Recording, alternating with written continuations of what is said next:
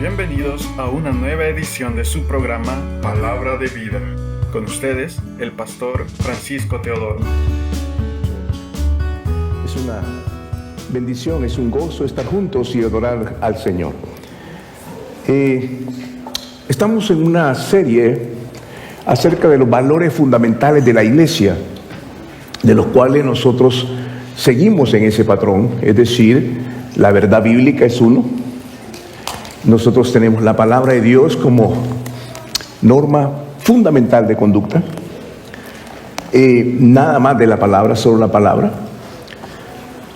También hemos compartido acerca del amor intencional. Es decir, es lo que hemos venido en esa serie, el amor intencional. Es decir, no solamente el amor teórico, sino también el amor intencional, el amor que se comparte. Y luego también hemos estado compartiendo acerca de hoy la generosidad radical. Ese es un tema fundamental de la iglesia también, la generosidad radical.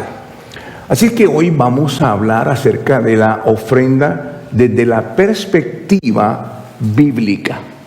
Es decir, durante los últimos años, la iglesia cristiana ha sido influenciada por entender la generosidad radical como una ofrenda de dinero. Sin embargo, ese es el nivel más bajo en cuanto a esto. Y lo que vamos a ver hoy es lo que bíblicamente se establece en las Sagradas Escrituras. Cuando escuchamos o leemos el libro de Génesis, siempre vemos el modelo original.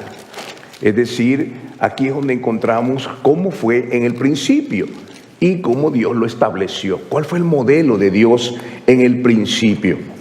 Y les voy a pedir que abramos las Sagradas Escrituras en el capítulo 4 del libro de Génesis. Aquí hay una familia que vamos a aprender mucho de ella ahora. Capítulo 4 de Génesis, y vamos a leer del versículo 2 hasta el versículo 8. La palabra del Señor, la cual leemos en el nombre sagrado del Padre, del Hijo y del Espíritu Santo, dice de la manera siguiente: después dio a luz a su hermano Abel. Abel fue pastor de ovejas y Caín labrador de la tierra. Aconteció después de un tiempo que Caín trajo del fruto de la tierra una ofrenda al Señor. Abel también trajo una ofrenda de los primogénitos de sus ovejas, lo mejor de ellas. Y el Señor miró con agrado a Abel y su ofrenda, pero no miró con agrado a Caín ni su ofrenda. Por eso Caín se enfureció mucho y decayó su semblante. Entonces el Señor dijo a Caín: ¿por qué te has enfurecido? ¿Por qué ha decaído tu semblante? Si haces lo bueno, no serás enaltecido, pero si no haces lo bueno, el pecado está a la puerta y te seducirá, pero tú debes enseñorearte de él. Caín habló con su hermano Abel, y sucedió que estando juntos en el campo, Caín se levantó contra su hermano, contra su hermanito Abel, y lo mató. Veamos qué más dice la Escritura en Hebreos capítulo 11. Hebreos capítulo 11 está en las Sagradas Escrituras, lo que refiere este pasaje también. En el versículo 4 del capítulo 11 del libro de los Hebreos dice así: por la fe, Abel ofreció a Dios un sacrificio superior al de Caín. Por ella recibió testimonio de ser justo, pues Dios dio testimonio al aceptar sus ofrendas, y por medio de la fe, aunque murió, habla todavía. Tengamos una palabra de oración. Amante Padre, gracias por tu palabra, Señor. Es una palabra que ha sido exhalada por ti, por tu Espíritu Santo, para que hoy, Señor, no sea una retórica en nosotros, sino que sea una palabra viva, eficaz, y que traiga el fruto para la gloria de tu nombre. En el nombre de Jesús. Amén. Como dije, hermanos, el tema hoy es la generosidad radical. Es algo impresionante en cuanto nosotros lo leemos, pero esto tiene que ver cómo la relación de Dios con el ser humano y el ser humano con Dios está determinada por una ofrenda. Es decir, la ofrenda radica en una relación de amor, de confianza en Dios y de fe. Es decir, es importante entender la ofrenda que Abel trajo y que Caín trajo. Fíjense bien interesante esto. Abel trajo una ofrenda y Caín trajo otra ofrenda. En sí mismo las ofrendas no estaban mal, pero la ofrenda nunca está desligada del corazón del ofrendante. Es importante entender cuál fue la diferencia, porque de ahí determina esta opción importante que vamos a aprender hoy. En primer lugar, cuando el ofrendante trae una ofrenda, número uno, tiene que saber quién es Dios. ¿Quién es el Dios? ¿Qué significa Dios para mí? ¿Quién es Dios? Es un Dios santo, eterno, poderoso. Es un Dios que no cambia. Es un Dios lleno del amor de Dios. Es amor, es la esencia misma del amor. Tenemos que saber quién es Dios. Porque si no sabemos quién es Dios, si no entendemos quién es Dios, nuestra ofrenda va a tener una connotación diferente. Y esto es lo importante. La gran mayoría no lo entiende, porque no sabemos quién es Dios. La segunda cosa que tiene que entenderse para traer una ofrenda, ¿qué es el pecado? ¿Qué es el pecado? Y las consecuencias y la gravedad del pecado. Porque si no entendemos esto, nuestra ofrenda no va a tener el peso espiritual, el valor espiritual. ¿Cómo ellos supieron? Dice la Biblia que después de un tiempo Dios le dijo a ellos que trajeran una ofrenda. ¿Cómo ocurre esto? En primer lugar, tenemos que ir al origen. Fíjense bien una cosa, póngame mucha atención en esto porque esto es muy importante. En el principio, Dios crea del polvo al ser humano y crea del costado de ese hombre, crea a la mujer. Es decir, ninguno era mayor que otro, eran iguales. Les da el jardín, es decir, les da su presencia también. Entonces cada mañana Dios venía y se gozaba con su creación. Es algo asombroso. Sin embargo, un día los sentó a los dos y les dijo: muchachos, yo soy el Dios que voy a cuidar de ustedes, los voy a bendecir, fructifiquen, multiplíquense y yo estaré con ustedes. Entonces ellos, escuchando a Jesús, a Dios Todopoderoso, les dijo: miren, de todo esto que está aquí pueden disfrutarlo, excepto niéguense ese fruto de ese árbol que está en el medio del jardín. No vayan a tomar ahí de eso, porque el día que coman van a morir. Y ustedes conocen la historia, que la serpiente encontró a la mujer sola, el hombre andaba a lo mejor poniéndole nombre a los animales, y el momento en que la serpiente viene es cuando la mujer está sola. La mujer argumenta con la serpiente y cae en la trampa, es engañada y peca. No solo peca ella, sino que trae el fruto a su esposo también. En vez de, cuando terminó de argumentar con la serpiente, hubiera hablado con su esposo, ella tomó la independencia de decir: esto no va a causar ningún problema, Dios es un Dios de amor, Dios no va a hacer nada. Ellos transgredieron la ley de Dios, la palabra de Dios la transgredieron, el pecado. Ella no consideró la gravedad del pecado. En ese momento, cuando Dios viene al día siguiente, le dice: ¿comieron de esto? ¿Hicieron esto? Ellos le estaban dando una grandiosa oportunidad para arrepentirse. ¿Qué hicieron ellos? Ahí nace la culpa, ahí se origina la culpa. Bueno, la mujer que me diste, y la mujer le echó la culpa a la serpiente y la serpiente ya no sabía qué hacer. Entonces, fíjense bien lo que pasó ahí. Este es el punto. Ellos pensaron: Dios es un Dios de amor, Dios no nos va a hacer nada, somos especiales para Dios. Ellos sí regresaron al jardín, sin embargo ya no pudieron. Dios, dice la Biblia en el hebreo original, los expulsó con fuerza, los echó del jardín. Cumplió su palabra, comieron del árbol, desobedecieron, van a morir. La consecuencia del pecado es grave. Ustedes no tuvieron temor del pecado, así es que ahora van a pagar las consecuencias. Y los expulsó del jardín, perdieron la presencia, perdieron el jardín y cayeron en manos del enemigo. Satanás vino y los gobernó. ¿Qué ocurrió después? Bueno, tuvieron un hijo y el hijo mayor, después vino el hijo menor, Abel, y ahí se da este caso. ¿Cómo Abel entonces supo acerca de traer un sacrificio? Bueno, es interesante porque cuando este muchacho va creciendo, él mira el jardín que está cubierto con un vallado de fuego y ángeles están ahí con espadas desenvainadas.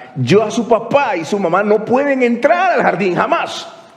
Ya perdieron la comunión con Dios. Entonces le pregunta a Abel, seguramente le preguntó a su papá, papá, ¿qué hay allá? Allá es el jardín. Y el papá le contó la historia. Un día desobedecimos a Dios porque no medimos las consecuencias del pecado. Entonces Dios nos expulsó del jardín y perdimos todo.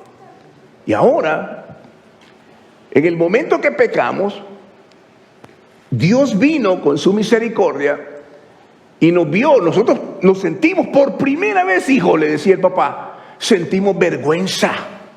Sentimos terror, el temor a la muerte apareció en nosotros, cosa que no estaba en el jardín, pero ahora estaba ahí. Vino el temor a la muerte y vino ahora sobre nosotros la vergüenza de haber ofendido a Dios. Fuimos a buscar algo con que cubrirnos y encontramos unas hojitas ahí que nos cubrimos. Y Dios en su misericordia dijo, les quitó las hojitas y mató enfrente de ellos a un animal, la sangre inocente para cubrir la culpa del pecado. Eso era la tipología de Cristo al final de la cruz. Ese animal inocente que no había pecado murió y con la piel de ese animal cubrió la vergüenza de esta familia. Abel está aterrado. Abel dice, wow, Dios no solo es un Dios de amor, es un Dios santo. A Él, cuando vengamos, tenemos que venir en santidad, pero no puedo venir por mis propias obras. Él es un Dios santo. Él quiere impedir que pequemos para que no caigamos en la vergüenza y en la muerte, porque la paga del pecado es muerte. El resultado de tu pecado es muerte. Esta es la relación que hay ahí. Entonces, él está cuidando las ovejitas y cuando de repente siente que tiene que traer una ofrenda a Dios, él agarra lo mejor de sus ofrendas y las sacrifica a Dios. Entonces Dios la recibe y la recibe de parte de Abel. Pero Caín es un labrador de la tierra. Esto es lo que hoy la mayoría es. El dinero, el amor al dinero. Entonces trae una ofrenda de lo que él tenía, algo que se arruina pronto. Y por esa razón, Dios mira la ofrenda de Abel y la recibe. Qué impresionante esto. Esto, hermano mío, a lo largo de la Escritura, al día de hoy, lo vemos en la relación de Cristo y la iglesia. Cuando una persona se viene a casar, cuando una pareja se viene a casar, el ministro le pregunta, ¿acepta por esposa a esta mujer? Y decimos, acepto. Y a la mujer, ¿acepta a este hombre? Pues lo acepto. Eso no es la manera bíblica de un matrimonio. La manera bíblica que está establecida por la ofrenda es, te entregas a esta mujer para cuidarla a ella, para vivir por ella, para amarla y protegerla. Te entregas a él completamente sin restricciones. Dice, sí, hasta el final de la historia, hasta la eternidad, sí. ¿Vas a hacer una familia con ella? Porque si tú lo haces, Dios te va a dar un jardín y te va a dar una familia que tú vas a disfrutar. Y a la mujer le dice, ¿te entregas a este hombre? Porque no habrá otro hombre, solo él en tu vida. Y es ahí donde Dios establece la fidelidad. Por eso es que Dios es quebrantado cuando un matrimonio se rompe. ¿Qué ocurre? Primera de Corintios 7:4 dice así, mire, se lo voy a leer. Hay algo interesante en lo que es el matrimonio. Es una tipología de la ofrenda. Ya lo voy a ir explicando ahorita. Primera de Corintios capítulo 7, verso 4, no va a estar ahí porque esto fue hoy en la madrugada para mí. Dice así, fíjate lo que dice. Primera de Corintios 7, 4. La esposa no tiene autoridad sobre su propio cuerpo, sino su esposo. Asimismo, el esposo tampoco tiene autoridad sobre su propio cuerpo, sino su esposa. Quiere decir que el acto del matrimonio es una ofrenda. Una ofrenda, el hombre ya no es su cuerpo, ya no es de él. Todo su cuerpo ya no es de él, sino que ahora el cuerpo de él le pertenece a su esposa. Y el cuerpo de la esposa le pertenece al varón, al esposo. Ese es el acto sublime del matrimonio, que viene desde esta época de Génesis capítulo 4. ¿Qué ocurre con esa ofrenda? Es entregarse a ella. Y ella se entrega a él. Por eso Dios aborrece el divorcio. Por eso aborrece el adulterio. Porque una mujer que le ha sido entregada el cuerpo a su esposo, se lo entrega a otro tipo o a otra persona. ¿Cómo es esto? Y el hombre que su cuerpo le pertenece a la esposa, se lo entrega a otro. Por eso Pablo es bien severo con esto, porque dice, cuando tú te unes con una ramera, un solo espíritu es con ella. ¿Qué ocurre? Los espíritus que tiene gobernada esa mujer o ese hombre se meten en el espíritu del hombre o de la mujer, según sea el caso. ¿Qué ocurre ahí? En ese momento los espíritus inmundos que están ahí del pecado vienen y contaminan. Por eso Pedro dice, bendito que sea el lecho sin mancilla. Es decir, estar unidos en el perfecto estado y santo del matrimonio. Eso es lo que la Biblia dice. Para Dios, la representación de Cristo y la iglesia, ese matrimonio es lo más cercano que tenemos, es el matrimonio en la casa. Por eso Dios permite que esa ofrenda sea completa, sin ninguna restricción. Y lo mismo, la mujer hacia el hombre. Por eso es tan terrible el adulterio, porque eso contamina el acto mismo del matrimonio. Y el pecado tiene graves consecuencias. Caín no supo entender la gravedad del pecado. El pecado es tan grave que va a traer vergüenza, muerte, destrucción. La muerte va a venir en los 3 niveles. ¿Cuáles son los primeros? La separación de Dios, la muerte espiritual. Es lo que perdió a Adán y Eva. Perdieron la comunión con Dios. Luego viene la muerte física. Polvo eres y al polvo volverás. Y viene la tercera muerte, es la muerte segunda, que está allá en el capítulo 20 del libro de Apocalipsis. Porque todos van a resucitar, y unos para vida y unos para condenación eterna. Esa es la muerte segunda. 3 tipos de muerte van a venir cuando no entendemos el significado de la ofrenda. ¿Cuál es entonces lo que tenemos que traer? Dios está demandando nuestra vida entera. ¿Por qué? Porque Él es el autor de la ofrenda. ¿Cuál fue la ofrenda que Dios trajo? Bueno, para eso tenemos que venir directamente al capítulo Juan 3:16. De tal manera amó Dios ¿quién es el mundo? A mí. De tal manera me amó a mí. ¿Para qué? Que entregó a su Hijo unigénito, para que cuando yo crea no me pierda, mas tenga vida eterna. Esa es la ofrenda más sublime que Dios dio, le entregó todo, entregó a Cristo. ¿Recuerdan la ofrenda de Abraham? ¿Cuál fue la ofrenda de Abraham? Entregó a su hijo, aquello que amaba. Es una ofrenda entera. ¿Por qué la dio? Porque sabía que Dios lo iba a resucitar. La ofrenda de Ana. ¿Cuál fue la ofrenda de Ana? Entregó a su hijo Samuel. No dijo un pedacito, no el domingo, lo entregó desde niño para el Señor. Esa es la ofrenda. Dios quiere que nuestros hijos sean una ofrenda grata para el Señor, para que Dios los use para su gloria. Por eso dice el Salmo 121, herencia de Jehová son los hijos. El Salmo 127, herencia de Jehová son los hijos, fruto de estima del vientre. Es decir, ¿cuál es la ofrenda? La ofrenda es el matrimonio, el hombre entregando a la mujer al hombre, y los hijos para Dios. Esa es la ofrenda, porque Dios mostró esa ofrenda en la cruz del Calvario. Esa es la manera impresionante que Dios establece. Mire, ¿qué dice Romanos 5:5? Esto es algo que deberíamos de saberlo completamente. Dice Romanos 5:5, y la esperanza no acarrea vergüenza, porque el amor de Dios ha sido derramado en nuestros corazones por el Espíritu Santo que nos ha sido dado.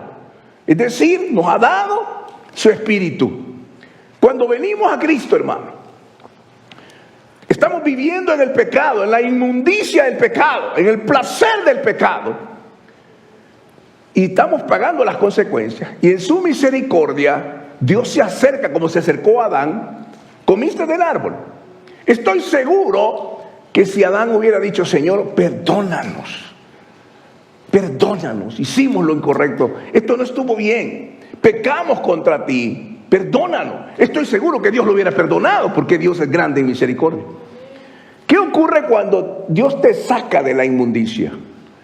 Te lava con su sangre preciosa, te declara justo, inocente de todos tus pecados, te lava con su sangre carmesí que brotó en la cruz, te da el título de hijo de Dios. Ahora eres hijo de Dios, coheredero de mi gracia. Ahora yo voy a derramar mis bendiciones sobre ti. Las bendiciones que yo derramé en el jardín, las voy a derramar sobre ti ahora y tu familia. Las bendiciones van a venir delante de ti. El bien y la misericordia te seguirán todos los días de tu vida. Esto es lo que hacemos. ¿Cuál es la reacción nuestra? Es entregarle todo al Señor. No una parte, no un domingo, no cuando tengo tiempo, no entregarle una ofrenda, unos billetes arrugados ahí. No, ese es el dinero es lo más bajo de una ofrenda. Dios no quiere eso, porque cuando Dios tiene tu corazón, cuando Dios ve la ofrenda de tu vida y de tu matrimonio y tu familia, Dios va a derramar esa gracia sobre ti y se va a responsabilizar de cuidarte y de bendecirte. Esa es la gran bendición de Dios. Por eso Romanos 5:5 dice eso. Pero Romanos 5:8 dice también, oiga, Romanos 5:8, pero Dios demuestra su amor para con nosotros, para conmigo, en que siendo aún pecadores, Cristo murió por nosotros. El cordero que mató Dios en el principio para cubrir el pecado de Adán y Eva, los sacrificios que hacían los sacerdotes en el altar, que sacrificaban los animales y el derramamiento de sangre a lo largo de la Escritura, todo tipificaba hacia Cristo. Ahora dice aquí, Dios demuestra su amor. La ofrenda más grande que Dios nos ha dado, la ofrenda sublime que Dios ha dado, nos ha dado a su Hijo, a Cristo en la cruz del Calvario, para que muriera por nosotros. Efesios capítulo 2, 4 y 5 dice así: pero Dios, quien es rico en misericordia, a causa de su gran amor con que nos amó, aun estando nosotros muertos en delitos, nos dio vida juntamente con Cristo. Por gracia son salvos. Es decir, Dios envía a Cristo como el puente para entrar, salir de ese lugar de pecado al jardín de nuevo. Es decir, la única manera para regresar al jardín, a la comunión con Él, es a través de la persona de Cristo. Es la ofrenda maravillosa. Ninguna ofrenda que el hombre o la mujer pueda hacer tiene valor por el pecado o la justicia de Dios. Puede traer todo su dinero, puede traer todo lo que sea, pero ninguna ofrenda tiene el peso para alcanzar el favor de Dios como es la persona de Cristo, la sangre de Cristo, el amor hacia Cristo. La única ofrenda que es digna es la preciosa sangre de Cristo, su sangre carmesí que brotó en el Calvario. De esto se trata. La vida cristiana, hermano, no se trata de entretenimiento, de diversión. Se trata de tu vida entregándosela a Cristo totalmente. El rechazo de la ofrenda de Caín resultó porque su orgullo lo tomó en su posición. El orgullo es el pecado más grave. La envidia, el enojo, eso vino consecuencia del orgullo. Y cayó su semblante, perdió su gozo, su paz. Por eso cuando una persona está sumamente airada, enojada, ha perdido el gozo, la comunión con Dios.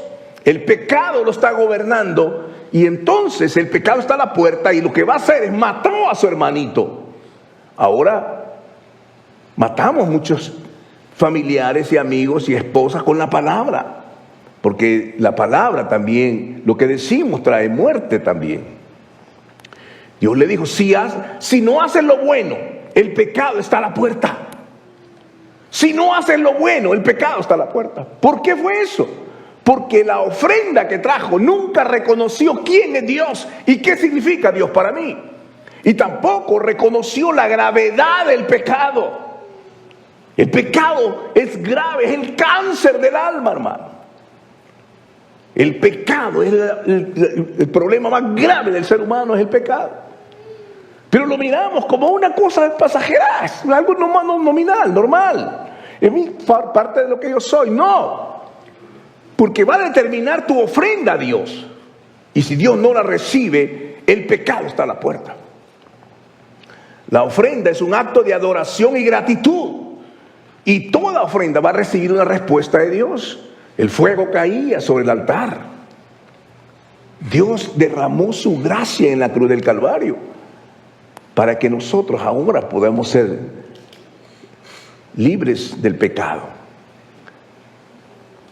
Tenemos que entender quién es Dios. ¿Quién es Dios? ¿Qué significa para mí Dios? ¿Es un Dios santo? ¿Es serio el pecado para Dios? ¿Es tan serio que yo puedo tomar un pecado y Dios no va a hacer nada? No. El pecado más abominable a Dios es el adulterio. Ese pecado es tan terrible que Dios dijo, si tan solo lo miras y lo deseas, ya cometiste adulterio. Es algo terrible, porque en ese momento tu corazón se inclina hacia el deseo y la pasión y el amor por este mundo. Esa es la diferencia de esta ofrenda. Radica en la intención y el corazón con el que fueron presentadas. El problema es que hoy en día solo traemos una ofrenda igual a la misma que trajo Caín. Algo que le servimos a Dios cuando tengo tiempo. Voy a la iglesia cuando tengo tiempo. Oro cuando tengo tiempo. Leo la Biblia cuando me da la gana. ¿Cómo es eso? No entendimos lo que Dios ha dado. Si Él te ha dado todo y te ha dado la vida y te ha traído de las tinieblas a su luz admirable, ¿no merece Dios ser digno de toda la adoración? Esta es la interesante ofrenda que hizo Él. Siempre que tengo la oportunidad de compartir con algún líder o alguna persona en la iglesia y tenemos un poco de discipulado, yo le pregunto, le hago tres preguntas que yo tengo esta mañana para ustedes.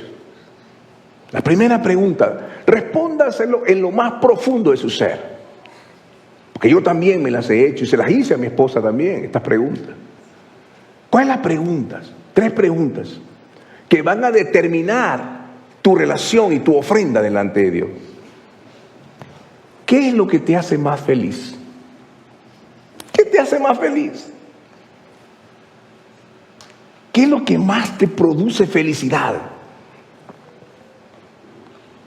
¿Venir a un tiempo en la iglesia te produce felicidad?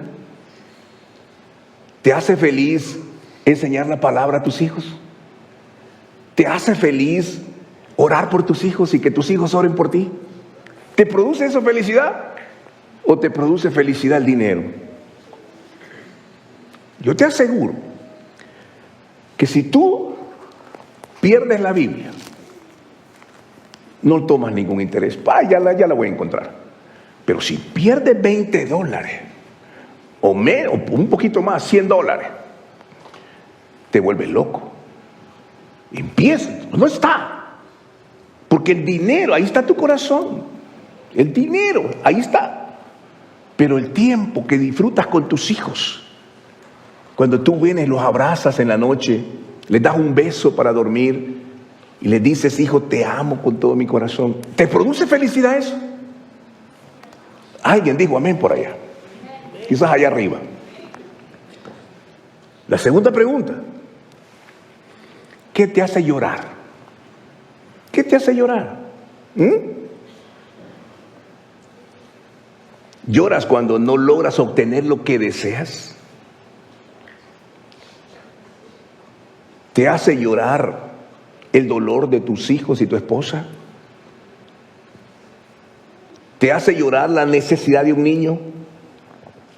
¿Te hace llorar la injusticia en los pobres y enfermos? ¿En las almas que no tienen a Cristo? ¿Te hace llorar eso? ¿Lloras por la injusticia que los niños pasan? ¿Te hace llorar? ¿O te hace llorar porque tu compañera ya no te va a hablar? Ay, mi amiga ya no me habla. Entonces está llorando. O porque tu novio te dejó, peor todavía. Dios te lo está quitando y estás llorando por él. Ay, me voy a morir porque Juanito ya no me habla. ¿Cómo es eso? ¿Eso te hace llorar? Eso es algo que viene a nuestro corazón. ¿Qué te hace llorar? Yo sé lo que te hace llorar. La novela. Las novelas te hacen llorar. Las canciones te hacen llorar. ¿Te hace llorar un alma sin Cristo que está deprimida? ¿Te hace llorar a alguien que está en el hospital y le han dicho tienes cáncer? ¿Te hace llorar eso? ¿Te hace llorar que un niño tenga los días contados de su vida por la enfermedad? Y dices yo, ¿cómo puedo ayudarlo? ¿Te hace llorar eso? Y la tercera pregunta: ¿qué te hace enojar? ¿Te hace enojar porque los frijoles están fríos? ¿Porque no encuentras la camisa? ¿Te hace enojar porque te obstruyeron tu estacionamiento? ¿Qué te hace enojar? Vamos. Cuando no hacen lo que tú quieres, cuando tus hijos se equivocan, cuando tus hijos fallan, cuando tu esposa no hizo bien las cosas, ¿te hace enojar eso? Cuando estás frustrado por no tener lo que anhelas, ¿te enojas cuando deshonran el nombre de Cristo? ¿Te enoja eso? ¿Que alguien blasfeme contra Cristo? ¿Te enoja eso? Espero que sí. ¿Cuándo fue la última vez que trajiste una ofrenda a Dios con alegría y gratitud por haberte salvado la vida y darte una nueva vida? Eso se llama gratitud radical. Venir y servirle al Señor. Señor, ¿quién soy yo para traer esto, Señor? Si lo he recibido de tu mano, yo te lo doy. Eso es entregarle la vida entera. ¿Qué dijo Pablo? Allá en Gálatas 2:20. Ya no vivo yo, mas Cristo vive en mí. Por eso él soportaba todo lo que sea. Porque él decía, para mí el vivir es Cristo y el morir es ganancia. No sé qué escoger, porque estar con Cristo es mucho mejor.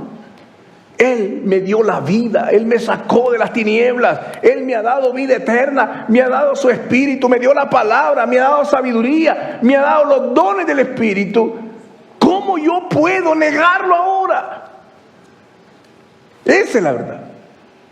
¿Somos cristianos de cartón o somos cristianos reales? Con una media gripe estamos muriéndonos.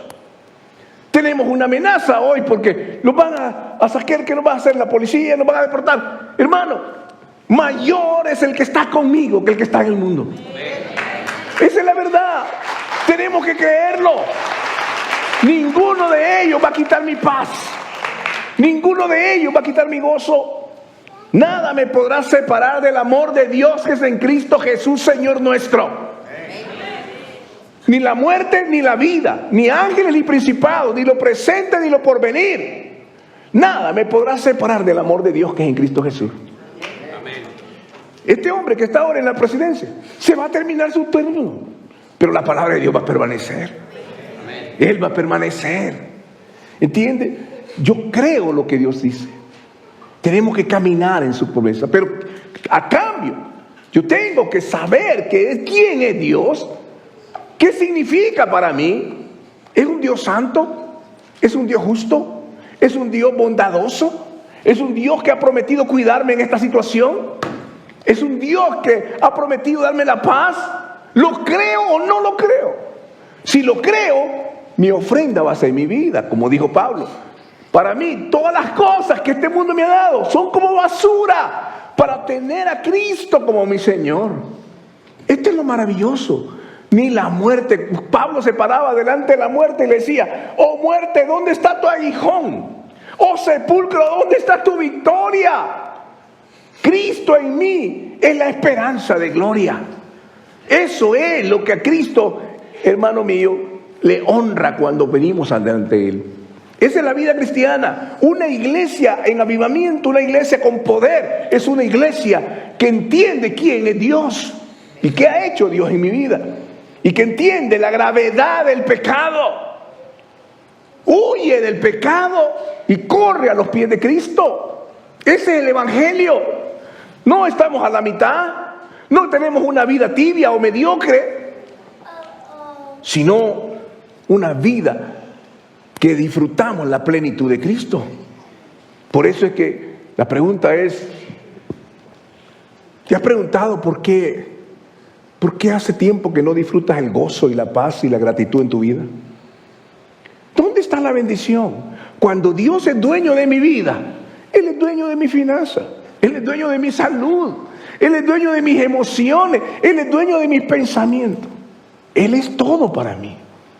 Y aún cuando esté en medio de este problema, si estoy enfermo, Señor, yo te ruego que me sanes, pero si no me sana, lo más importante es que tu nombre sea glorificado. Esto es lo que quiero. Si tú tienes, Señor, si esta enfermedad va a ser para la gloria de tu nombre, bendito sea tu nombre. No es acerca de nosotros, es acerca de Él. Por muchos años hemos tenido predicadores motivadores, comediantes, que nos han dicho que usted es el ejemplo, el centro del evangelio. El centro del evangelio no somos nosotros, es Él, es Cristo en la cruz. Él es el centro del evangelio. A Él sea la gloria, la honra por los siglos de los siglos.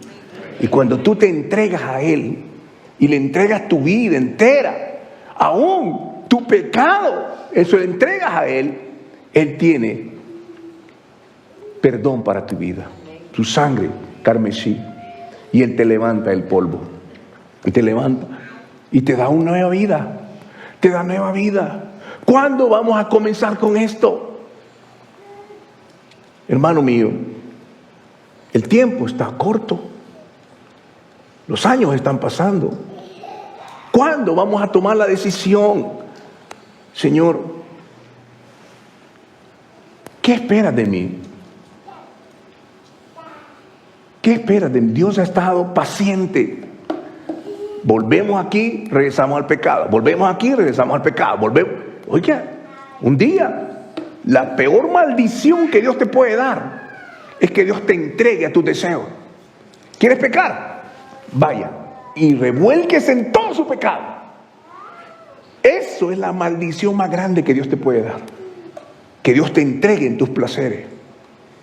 Pero la bendición más grande es cuando tú te humillas a sus pies y le dices: Señor, ¿a quién tengo en los cielos sino a ti?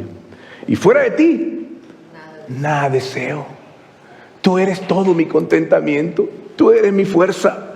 Tú eres mi protección. Tú eres escudo fuerte a mí, Señor. Tú eres el que me ha guiado a lo largo de este camino.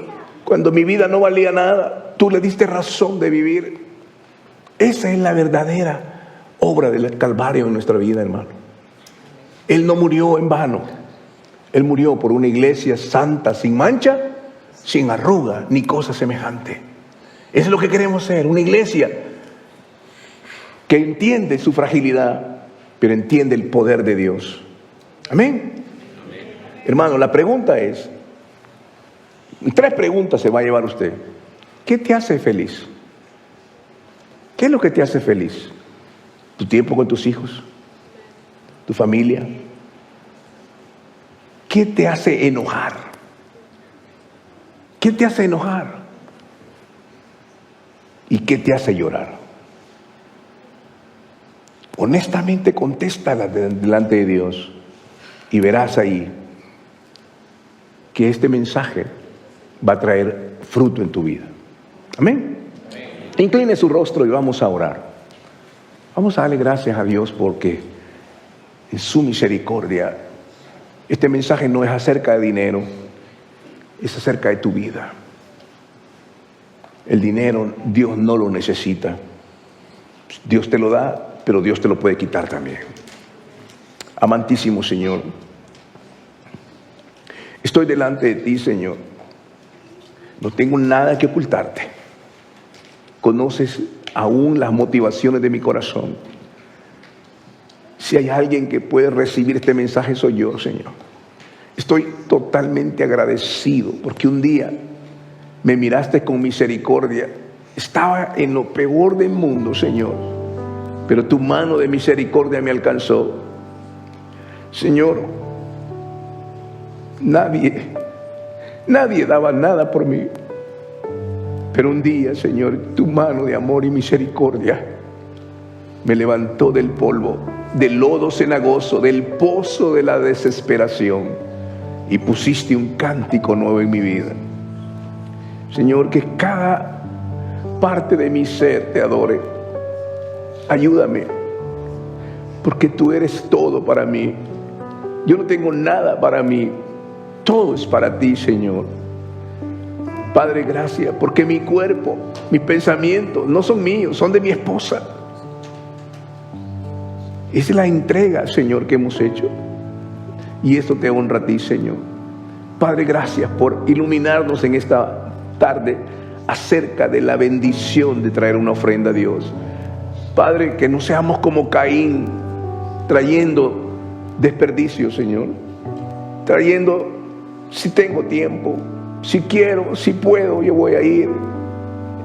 Eso es algo que Dios no quiere, porque ve a Caín que el orgullo lo llevó al enojo y cayó su semblante y el pecado se apoderó de él y mató a su propio hermanito. La destrucción vino sobre Caín, el dolor sobre sus padres. Señor, tú andas buscando un hogar donde reposar tu presencia, que entienda quién eres tú y qué es ese sacrificio en la cruz. Pero también, Señor, que entendamos la gravedad del pecado, esa gravedad que trae destrucción y muerte a nuestro corazón y a nuestra familia, a nuestra descendencia. Te pedimos, Señor, que nos ayudes, porque sin ti nada somos. Guarda nuestro corazón en perfecta paz. Padre, yo como ministro del Evangelio bendigo cada uno de mis hermanos que están hoy aquí. Que seas tú, Señor, guardándoles, mostrándoles su misericordia, Señor, en el nombre de Cristo, nuestro Señor. Llegado al final de Amén. su programa Palabra de Vida. Le invitamos a mantenerse en sintonía de nuestra próxima edición. Asimismo, le invitamos a interactuar con nosotros en nuestra página de Facebook Palabra de Vida y en el canal de YouTube del Pastor Francisco Teodoro. Que Dios les bendiga.